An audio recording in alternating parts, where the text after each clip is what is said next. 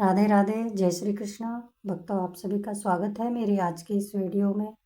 भक्तों, ज्येष्ठ मास की पूर्णिमा का पावन व्रत कौन सी तिथि को करना है, इसका शुभ मुहूर्त क्या है और इसकी पूजा विधि क्या है, व्रत के नियम कौन से हैं, यह व्रत हम किस दिन करें और कौन से कार्य करें और कौन से कार्य नहीं करें, इन सभी बातों की पूरी जानकारी आप सभी को आज की इस वीडियो में मैं आप सभी से शेयर करूंगी।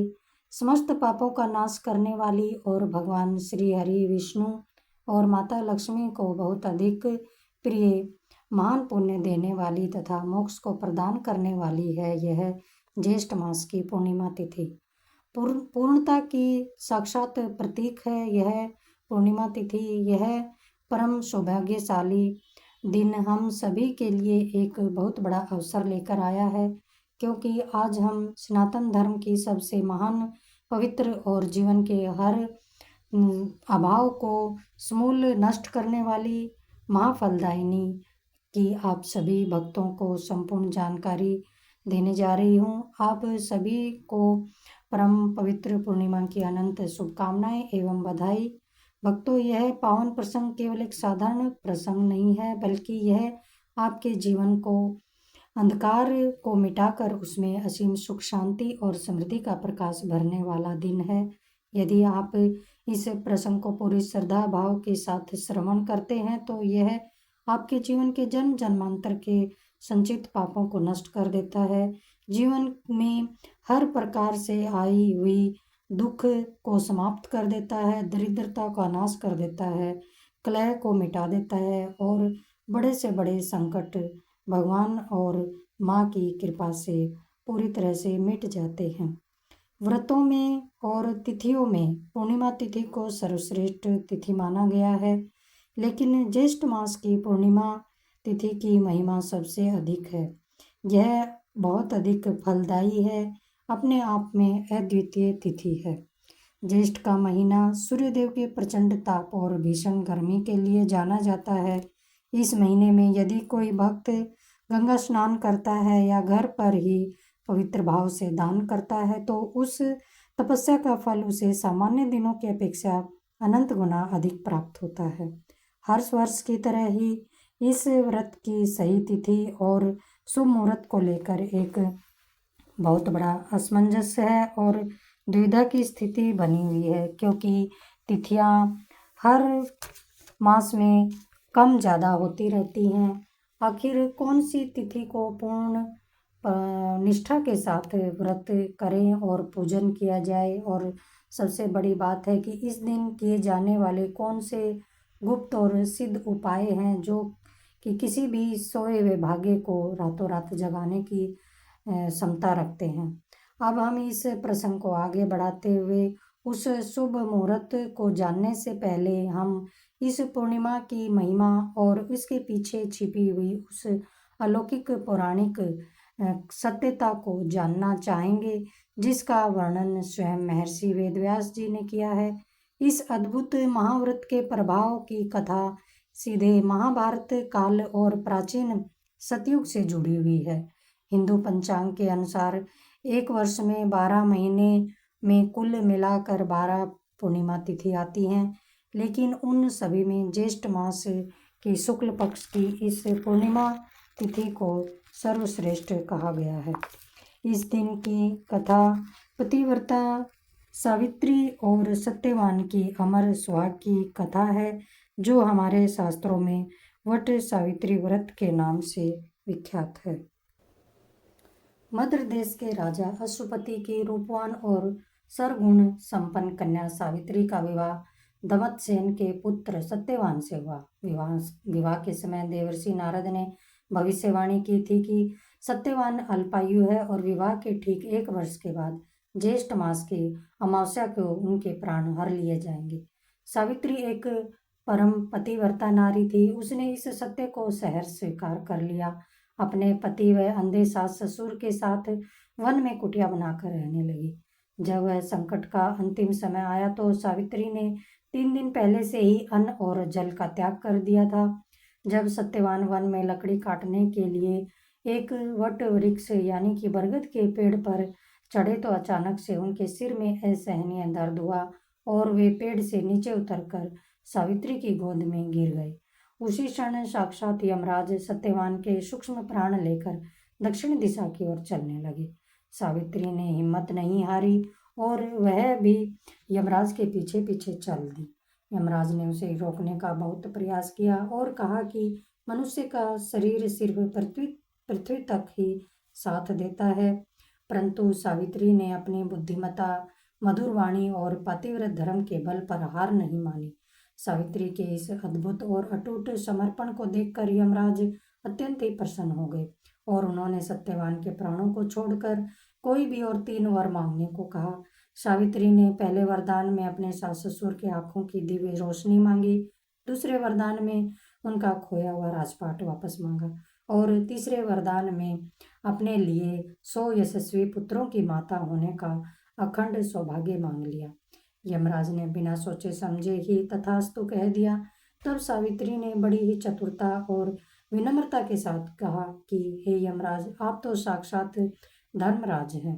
एक पतिव्रता नारी आपके दिए वरदान के अनुसार अपने पति के बिना कैसे मां बन सकती है। अपनी बात के जाल में बंधे होने के कारण ही यमराज को विवश होकर सत्यवान के प्राण वापस लौटाने पड़े। यह पूरी घटना ज्येष्ठ मास की अमावस्या से शुरू होकर ज्येष्ठ पूर्णिमा के दिन तक पूर्णता को प्राप्त हुई थी, जब सत्यवान को पूरी तरह से नया जीवन मिला और उनका पूरा परिवार पुनः सुखी हुआ।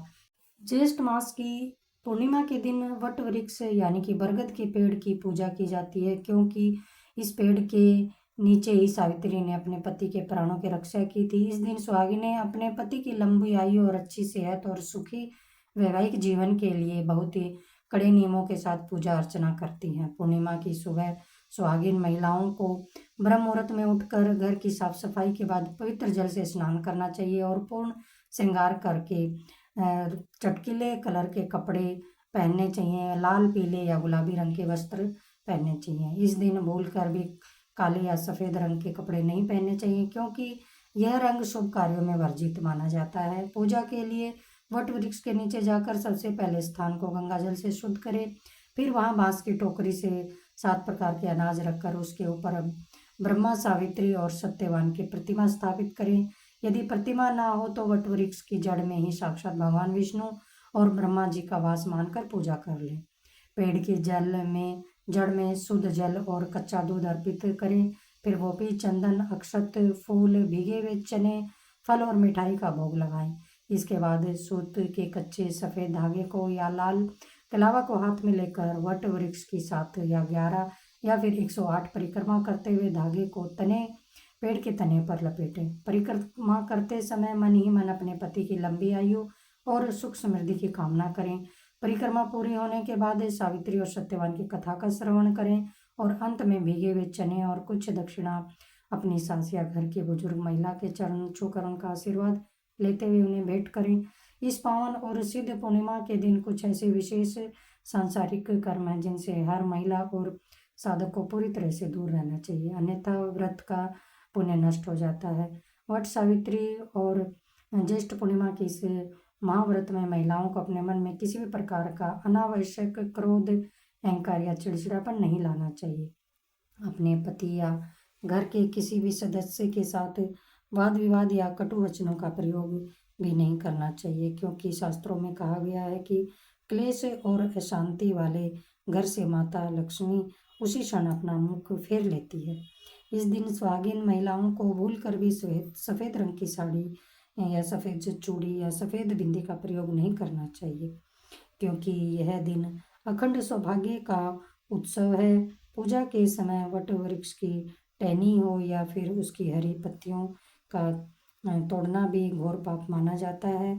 जो भी फल या फूल चढ़ाने हों उन्हें पहले से ही नीचे गिरे हुए हों या फिर 10वीं तिथि को तोड़कर रख लेना चाहिए। घर के पुरुषों और महिलाओं दोनों को इस दिन बाल, दाढ़ी या नाखून काटने से भी पूरी तरह बचना चाहिए। इस दिन प्रभु के भजनों और मंत्रों के जाप का हमें करना चाहिए। यदि इस पवित्र दिन घर के द्वार पर कोई असहाय, गरीब, बुजुर्ग या गाय माता आए तो उन्हें भूल कर भी खाली न भेजें या उन्हें धुतकारें नहीं। उन्हें भरपेट अन्न या शीतल जल देकर उनका पूरा सम्मान करें। ज्येष्ठ मास की इस भीषण गर्मी में राहगीरों के लिए भी ठंडे जल के मटके या शरबत आदि की प्याऊ लगवानी चाहिए। इस दिन संसार का सबसे बड़ा महापुण्य दिन माना जाता है। अब आते हैं कि इस प्रसंग के सबसे महत्वपूर्ण हिस्से पे, कि जिसके लिए देश के सभी मान्य और प्रतिष्ठित पंचांगों की गणनाओं का सूक्ष्म अध्ययन किया गया है, ताकि आप सबसे प्रामाणिक जानकारी जान सके। इस बार पूर्णिमा तिथि के दिन भद्रा भी रहने वाली है, तो भद्रा काल कब से कब तक रहेगा, भद्रा का वास कहाँ होगा, साथ ही आप जानेंगे कि पूर्णिमा के और वट वृक्ष की व्रत की पूजा के शुभ मुहूर्त के बारे में और चंद्रोदय के समय के बारे में भी आप सभी जानेंगे। अगर आपको जानकारी थोड़ी सी भी अच्छी लगे तो आप वीडियो को लाइक करें, शेयर करें।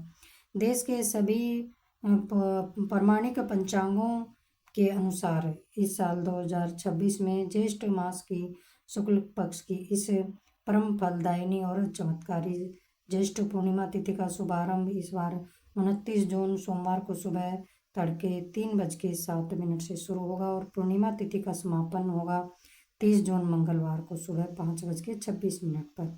ऐसे में इस बार पूर्णिमा का व्रत स्नान दान श्री सत्यनारायण व्रत और वट पूर्णिमा का व्रत 29 जून दिन सोमवार को ही रखा जाएगा, क्योंकि 30 जून को पूर्णिमा तिथि सुबह ब्रह्म मुहूर्त में ही समाप्त हो रही है।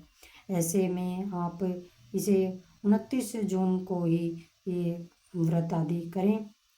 सोमवार का दिन होने के कारण इस दिन का महत्व और भी बढ़ गया है और यह सोमवारी पूर्णिमा होगी।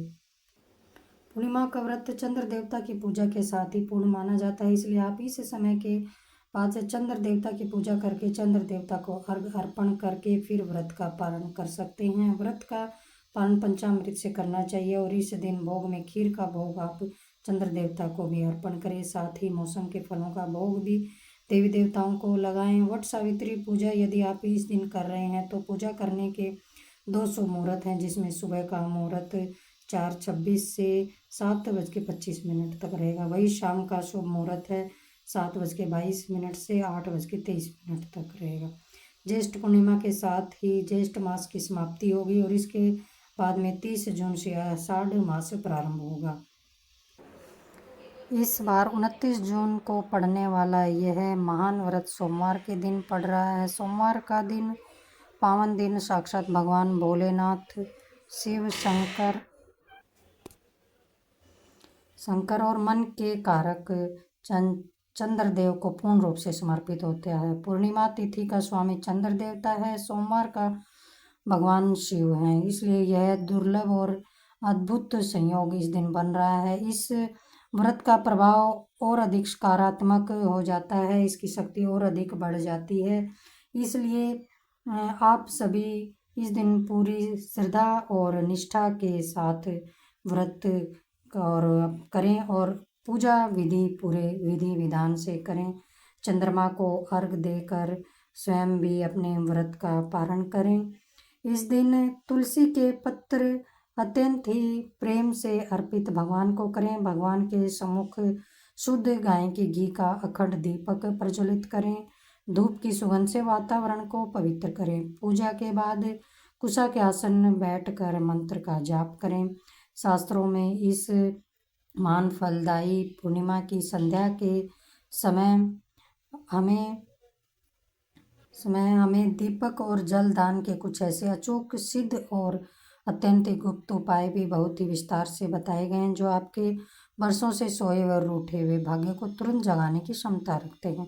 इसके अतिरिक्त जो लोग भयंकर आर्थिक तंगी से जूझ रहे हैं, जिनके घर में पैसा टिकता नहीं है, वे ज्येष्ठ पूर्णिमा के दिन संध्या के समय यानी जब सूर्यास्त हो जाए तब अपने घर के मुख्य द्वार पर और आंगन में विराजमान तुलसी माता के पास गाय के शुद्ध घी का एक एक दीपक अवश्य जलाएं।